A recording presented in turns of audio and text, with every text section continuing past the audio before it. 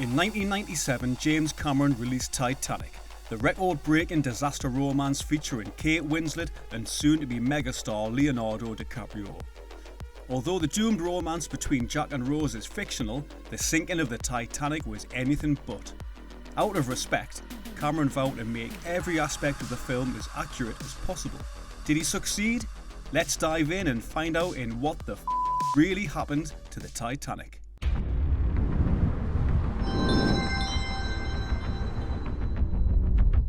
Cameron has long been fascinated with famed shipwrecks and considered the Titanic his Mount Everest. For the movie, Cameron was given proper funding to visit the actual wreckage, fulfilling a lifelong dream for the director. In the summer of 1992, Cameron and his team filmed footage of the shipwreck, which was used in the film's opening. To make the Titanic feel as real as possible, Cameron and his dedicated team used the actual blueprints of the original ship and built a full-scale model in Mexico. With the exception of a few redundant sections, the exterior of the ship was built exactly as it was in 1912. The interior was exhaustively replicated with the help of photographs and plans provided by the Titanic's builders. Everything from the carpeting, upholstery, furniture, lights, and ornate panelling was painstakingly reproduced according to original designs. To ensure the utmost authenticity, Cameron hired Titanic historians Don Lynch and Ken Marshall to help oversee the production. The only change made was in the design of the grand staircase, which was built 30% wider than the original. This is all to say, not only is Cameron's replica of the Titanic the most accurate ever put to celluloid, it was as if he and his crew resurrected the original ship and returned it to its former glory. The film's story, on the other hand, is fictional, devised by Cameron so the audience can feel the emotional impact of the disaster. Star-crossed lovers Jack Dawson and Rose DeWitt are Hollywood creations. Same for Caledon Hockley, Rose's mother Ruth, and Brock Lovett and his crew. However, this isn't to say Cameron didn't take inspiration from a few once-living people when writing these characters. For example, Rose is believed to have been inspired by Dorothy Gibson, a survivor of the actual Titanic shipwreck, and an actress who would later star in a silent film recreating the disaster. Many people believe Jack Dawson is based on, or at least partially inspired by, Joseph Dawson, a worker in the Titanic's engine room that went down with the wreckage. However, producer John Landau dismissed this theory, saying they had only learned of the real Dawson after the film was released. The real Mr. J. Dawson's gravestone has become a morbid tourist destination for crazed Titanic fans around the world. But Cameron also populates the film with real people, and most of the actors portraying real people resemble their characters' appearances impressively so. There was Thomas Andrews, the ship's builder, Captain Edward Smith, J. Bruce Ismay, White Star Line's managing director, First Officer William Murdoch, and Margaret Brown, also known as the Unsinkable Molly Brown. But the real magic of the movie stems from Cameron's insane eye for historical detail. So let's take a look at how he and his team recreated the era at a more granular level. When we're first transported to the past, the first thing we notice is the scale of this momentous occasion. At the time, the Titanic was the largest ship ever built.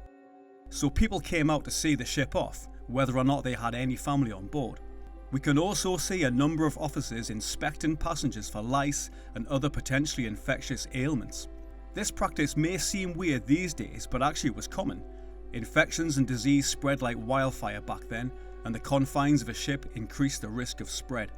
Once aboard the ship, we get a glimpse of the lavish and not so lavish interiors. As mentioned earlier, Cameron and his crew meticulously recreated the inside of the ship, sparing no expense to make sure it was as accurate as possible. And they certainly pulled it off. Rose and Kale's room, especially, has all the requirements for a stately first-class cabin, private entrances, separate servants' quarters, who often travel with their employers, adjoining doors, wardrobe rooms, and ensuite bathrooms. Things were different for third-class passengers though. Compared to Rose and Kale's room, Jack's room looked more like a jail cell. It was still a step up from the grungy rooms of other passenger ships. For the time, the Titanic was considered an engineering marvel. It was the biggest ship ever built at the time and was considered unsinkable. But almost immediately trouble was brewing, and Cameron expertly foreshadowed the many contributors to the Titanic's demise. The first sign of doom comes when Captain Smith is warned of icebergs ahead. It will make the bergs harder to see, with no breaking water at the base. The captain downplays the threat because at the time, icebergs weren't really seen as a genuine danger.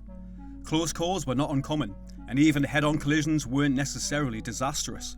In 1907, SS Kronprinz Wilhelm, a German liner, had rammed an iceberg but still had been able to complete her voyage. That same year, Captain Smith even went on record saying he could not imagine any condition which would cause a ship to flounder. Modern shipbuilding has gone beyond that. Talk about tempting fate. Later, Bruce Ismay asked Captain Smith to push the engines in order to reach New York quicker, despite the risk of icebergs. Reluctantly, the captain obliges. There was also a lack of lifeboats, as pointed out by Rose in the movie. Thomas Andrews admits the owners didn't want lifeboats cluttering the dock and obscuring the views for the first-class passengers. Worse still, if the Titanic was operating at full capacity, that is 3,339 people total, there would only be enough boats for a third of everyone on board. Andrews argued for more, but was outvoted. On the night of the disaster, 2 lookouts were tasked with alerting the captain to any icebergs. The man who spots the iceberg is Frederick Fleet, who appears in the film, although there is no evidence to back up his self-proclaimed ability to smell ice. You know, I can smell ice, you know. Well, it's near. Bollocks. The starboard side of the Titanic strikes the iceberg at approximately 11:40 p.m. No one really bats an eye at first. Some passengers even play with blocks of ice on the deck. The ship's commanding officers, however, are fully aware of the enormous can of worms that had just been opened. Andrews assesses the damage and learns that 5 of the engine rooms were compromised, although some researchers claim it was 6. Andrews gravely states the ship will be sitting at the bottom of the ocean in 2 hours' time. From this moment, no matter what we do, Titanic will founder. Captain Smith sends a distress signal to all nearby vessels. The nearest one won't arrive until the morning, by which point they'll all be sunk. Everyone must be evacuated. The captain and his crew alert the first-class passengers. People were more confused than scared, but once the hectic evacuation proceedings began, panic swept in. The officers were simply not prepared for a disaster of this magnitude. The film does a great job capturing this frenzy. Lifeboats were being lowered into the water at half and sometimes even a quarter capacity. A women and children first policy was initiated, but it was by no means a rule set in stone. However, women and children did survive at rates of about 75% and 50% respectively, while only 20% of men survived. There's a scene in the film where First Officer William Murdoch shoots Tommy Ryan and another passenger during the chaotic rush for lifeboats. Remorseful, he turns a gun on himself and commits suicide. Upon seeing the film, Murdoch's nephew objected to his uncle's portrayal, saying it soiled his heroic legacy. In response, Fox's vice president issued a formal apology and donated $5,000 to Murdoch's hometown high school.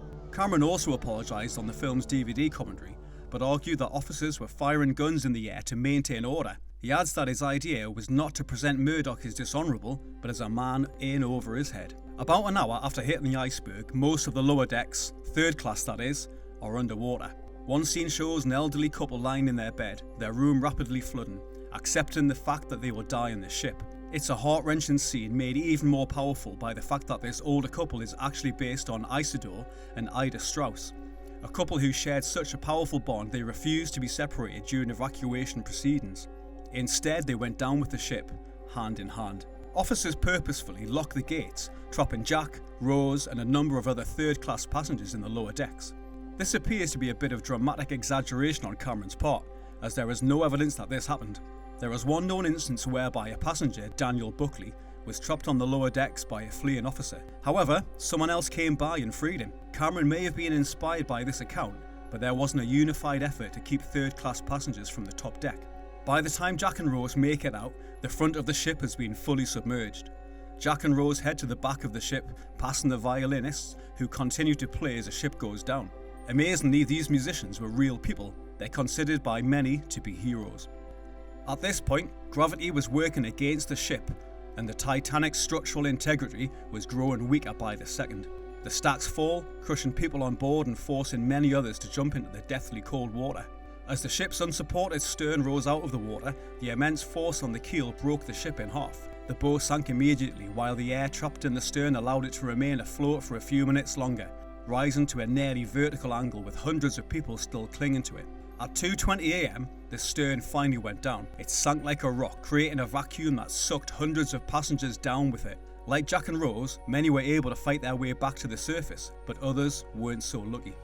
Hundreds of people waded in the freezing waters. Unfortunately, the temperature was so cold that it only took 15 to 30 minutes to perish, either from cardiac arrest, uncontrollable breathing of water, or cold incapacitation, not as commonly believed from hypothermia. By this point, a number of lifeboats were already cleared of the disaster. In the film, the Unsinkable Molly Brown attempts to commandeer a rescue boat, but she is shut down by the lifeboat's captain. Another lifeboat decides to return to the wreckage site to rescue any survivors. They're met by the grim sight of a floating graveyard, frozen bodies bobbing in the water. The film cuts back to Jack and Rose for the now famous scene. Rose manages to survive, barely, by staying on top of a buoyant piece of wood.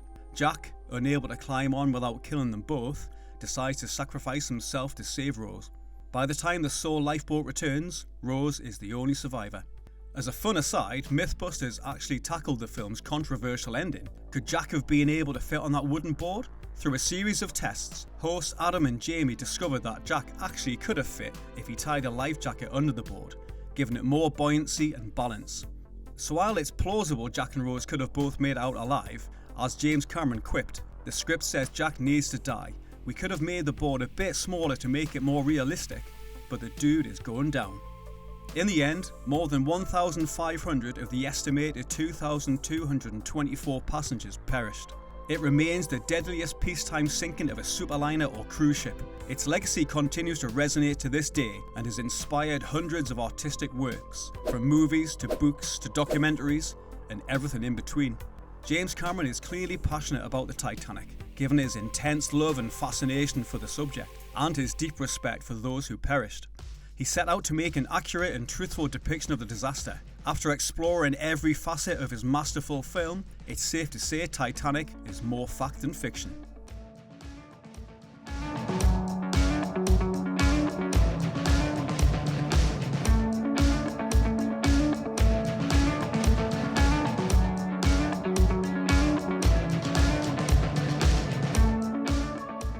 That's cliche, wasn't it? Smell ice, can ya? Bleeding Christ.